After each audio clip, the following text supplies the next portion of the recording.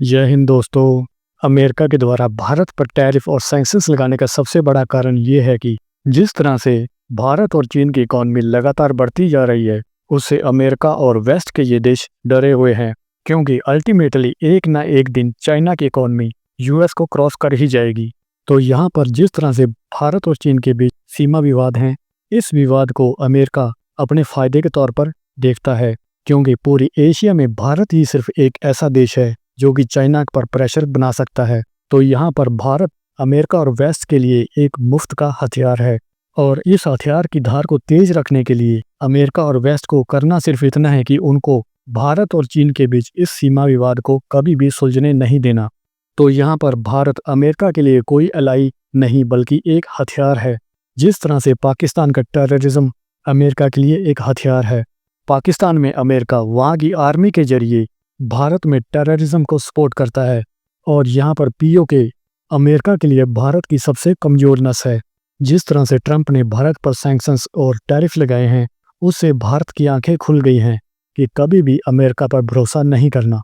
जिस तरह से अमेरिका ने 1970-71 में भारत को धोखा दिया, उसके बाद अमेरिका का भारत की पीठ पर यह दूसरा वार है। तो यहाँ पर इस दूसरे वार के बाद भारत को सीख लेने की जरूरत नहीं, अब वक्त है स्टैंड लेने का। ये वक्त भारत के लिए एक गोल्डन एरा है। यहाँ पर मेरे कहने का मतलब ये नहीं कि हम चाइना के पालने में जा बैठें। अमेरिका और चाइना दोनों ही भरोसे के लायक नहीं।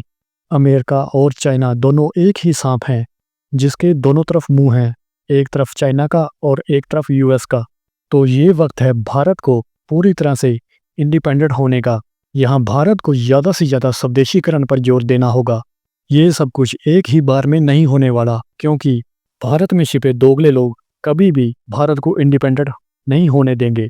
यहाँ पर अमेरिका की सबसे बड़ी ताकत उसकी आर्मी या उसकी डिप्लोमेसी नहीं, बल्कि उसकी सबसे बड़ी ताकत उसका डॉलर है, और यही डॉलर अमेरिका की सबसे बड़ी कमजोरी भी है। तो भारत को यहाँ पर ऐसी नीति बनानी होगी जिसके जरिए कि भारत के ऊपर इस डॉलर की डिपेंडेंसी कम से कम हो, ताकि इन फ्यूचर अमेरिका भारत की अर्थव्यवस्था को ज़्यादा नुकसान ना पहुंचा पाए। चाइना में होने वाली एससीओ मीटिंग में इस बात को लेकर डिस्कस जरूर होगी। इस मीटिंग में पुतिन और पीएम मोदी दोनों ही शामिल होने वाले हैं। यहाँ पर ब्रिक्स डॉलर का कुछ ना कुछ अल्टरनेट तो जरूर देगा। जिस तरह से अमेरिकी डॉलर ने हाल ही के सालों में पूरी दुनिया में जो तांडव मचाया है, उससे अब सभी देश परेशान हो चुके हैं। कोई भी देश किसी देश के साथ अपनी मर्जी से व्यापार नहीं कर सकता, अपना तेल नहीं बेच सकता, अपनी आर्मी को मजबूत नहीं बना सकता ताकि वो अपने देश की सीमा की रक्षा कर सके। इसी डॉलर के जोर पर अमेरिका अपनी आर्मी लेकर किसी भी देश में घुस जाता है और वहाँ के प्राकृतिक संसाधन कब्जा लेता है, और अमेरिका की इन्हीं हरकतों से अब पूरी दुनिया पक चुकी है। मुझे तो यहाँ फ्यूचर में अमेरिकी डॉलर का वर्चस्व खत्म होता हुआ दिखाई दे रहा है।